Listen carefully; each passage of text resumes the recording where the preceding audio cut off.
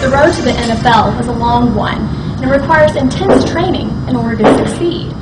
Now, the players have 2 months from the end of their football season to prepare for the NFL Combine training camp. Now, choosing a trainer is a crucial decision that can directly impact how well a player does at the Combine. Dan chose Tony Villani as the man for the job.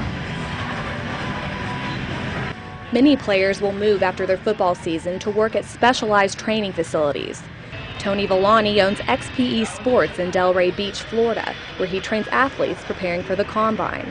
What I normally do is I try to pick about 10 to 12 guys that I've heard of or that I know athletes that know them, and Dan was one of them. Well, actually, I met Tony like 2 years ago when he trained Gerard Mayo.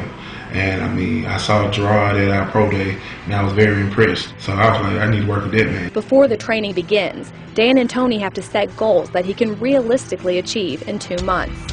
With Dan, our goal is honestly to be one of the biggest defensive tackles.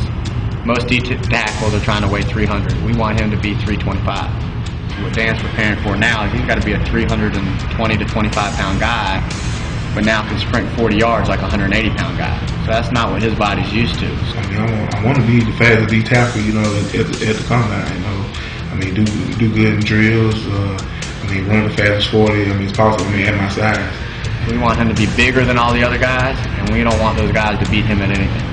And that's hard to do. So now we're really training Dan for speed and agility and not for football. Part of Tony's training methodology is to put his athletes on a very strict schedule. We have 3 workouts set up every day. And now the important thing is when you're trying to get a guy like Dan in peak shape is you got to do as much as you can with them, but make sure you're not getting them overtired for the next day.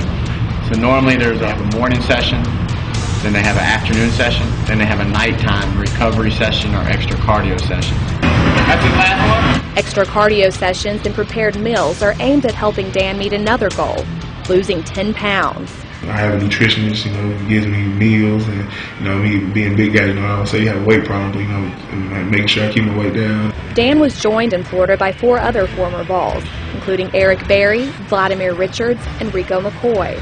Tony's now training 21 athletes for this upcoming draft. So once a week, we all get in a big group of about 20 to 25, and everybody works out together because they got to get used to, hey, come over here and do this drill. They got to be able to do a drill real quick and then learn how to rest and watch people. A little more, come on, give me 2 more. 7, come on, 8. I mean, these guys, I mean, really no different than me. We all trying to achieve the same thing, but we push each other, and I mean we know we're here to go. You know, try to be the best athlete possible. You know, be the best in our position. Tony says Dan's work ethic and demeanor set him apart from his other competitors. He is a mean football player, but I mean he's a very I don't want to say mild-mannered, maybe polite when he's training. I train a lot of ultimate fighters, and the guys that are your baddest guys in the world are normally your nicest because they're not scared of anybody. And that's how I kind of equate Dan to. He doesn't have to scream loud when he's lifting weights or try to draw attention to himself. He's one of the baddest guys in the room, so he just keeps to himself and does his work. Because of his ability to produce results, many players he trains for the draft return during their NFL offseason. He hopes this will also be the case with Dan.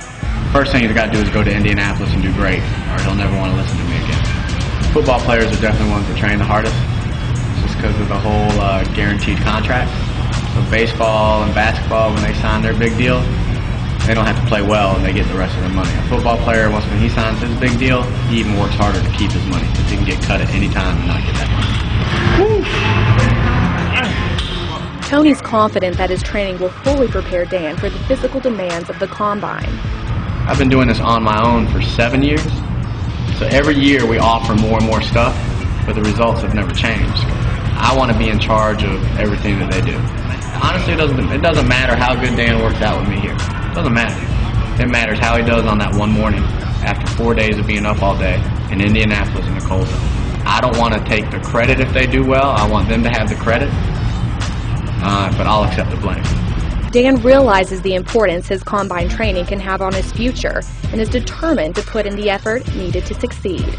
If I continue to work hard every day and just keep myself motivated and just keep my head straight, I know 8 weeks will be enough. Keep what my goal is in mind. Trying to be the highest peak possible. So I know I had to put in a lot of hard work, and every time you wake up, make sure you work hard every day. I always try to make myself better each and every day.